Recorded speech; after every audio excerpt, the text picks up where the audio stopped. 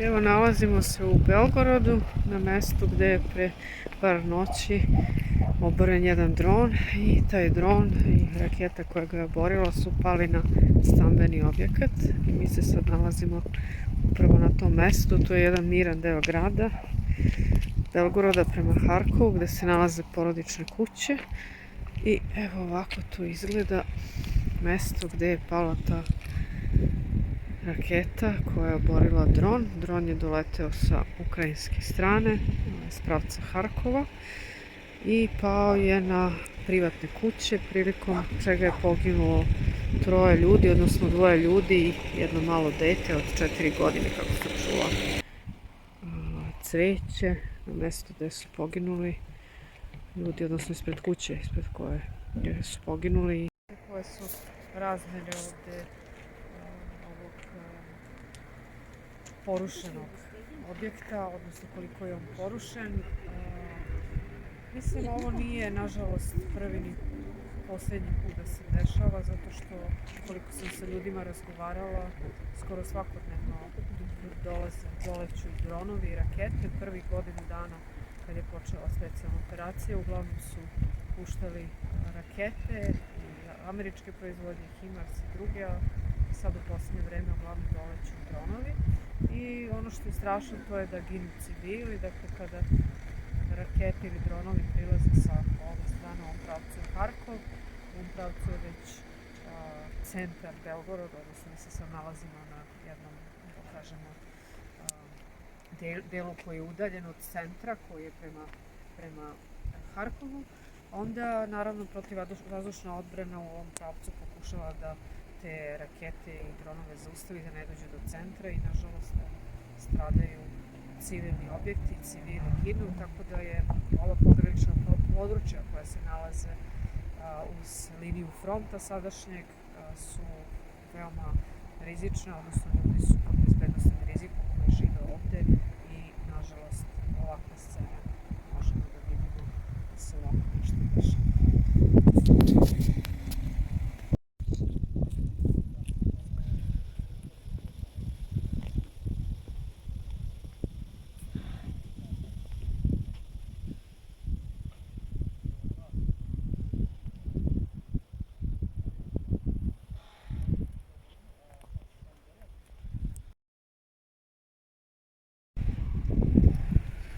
Evo, nalazimo se ispred kuće u kojoj je poginulo 3 ljudi i upravo je ovdje možete da vidite cveće koje ljudi ostavljaju. Ja sam sa Viktorijom Rapuhinom iz Belgoroda i sada ću samo zamoliti da kaže nešto o ovom događaju što je ona saznala.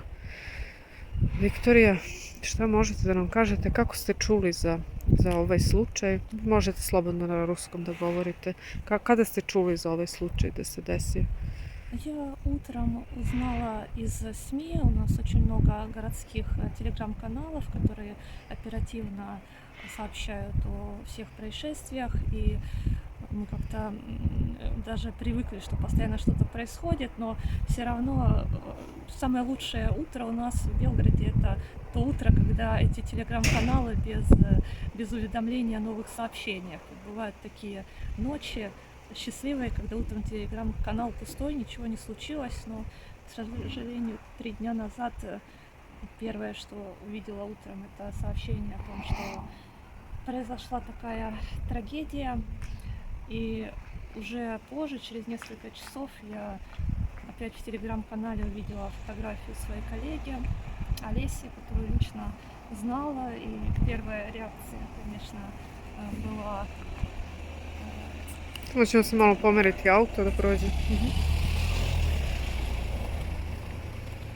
Было непринятие, то есть я подумала, почему ее фотография здесь, может быть, какая-то ошибка. Мы с коллегами были на конференции, я сразу у них спросила: вы что-то об этом знаете? Это, наверное, какая-то ошибка. Они сказали: нет, к сожалению, это не ошибка. И пострадала наша коллега Олеся и ее муж Хайбар, он из Афганистана. Я с ним тоже была знакома еще с тех времен, когда он был студентом. Вот у них такая сложилась пара, такая замечательная семья. Родилась дочка Амина, Я ее никогда не видела, но Олеся очень щедро и с радостью всегда делилась фотографиями, делилась какими-то впечатлениями вот, о своем материнстве. И очень много рассуждала, какая эта девочка вырастет, какая она будет, эта маленькая Амина. И я прочитала, что она тоже погибла, вот этот 4-летний ребенок, и родители Олеси погибли. То есть тут, получается, вся семья находилась по какому-то стечению обстоятельств. И моя коллега Олеся, она потеряла и родителей, и дочь выжила с очень тяжелыми травмами. Ее муж был в критичном состоянии, было непонятно, выживет он или нет. Ну, мы следим, опять же, по СМИ.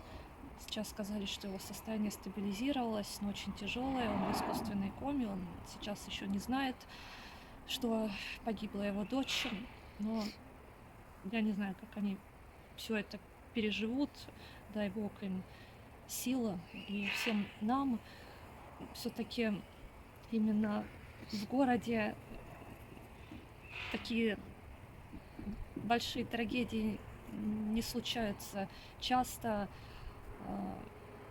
Позапрошлым летом у нас тоже был поврежден частный дом, и там погибла семья из Харькова.